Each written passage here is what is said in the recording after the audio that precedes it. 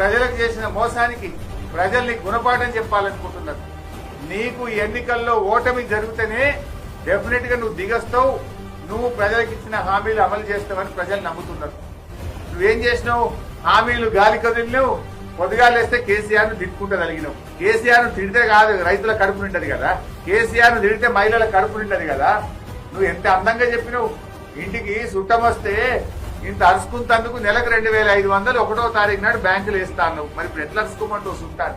మన్మడొచ్చి నీ కాళ్ళు ఒత్తుతాడు అని అవ్వా తాతలకు అందంగా చెప్పినావు. ఇలా మన్మడు ఒత్తుతలేడు కాళ్ళు, నువ్వు 4,000 రాకపోయా. మరి జనవరి నెల ఇచ్చే 2,000 ఎగరగొట్టినావు కదా.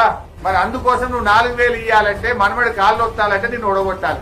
నిన్ను ఓడగొడితే గప్పుడు నువ్వు సోయికి వస్తావు, నువ్వు 4,000 ఇస్తావు, గప్పుడు మన్మడి కాళ్ళు ఒత్తుతాడని అవ్వతాతలు అనుకుంటున్నారు. నీ మాటలే నీకు రేపు ఈ పార్లమెంట్ ఎన్నికల్లో ఉరితాళ్లు కాబోతున్నాయనే విషయం గుర్తు పెట్టుకో. నువ్వు ఎంత కేసీఆర్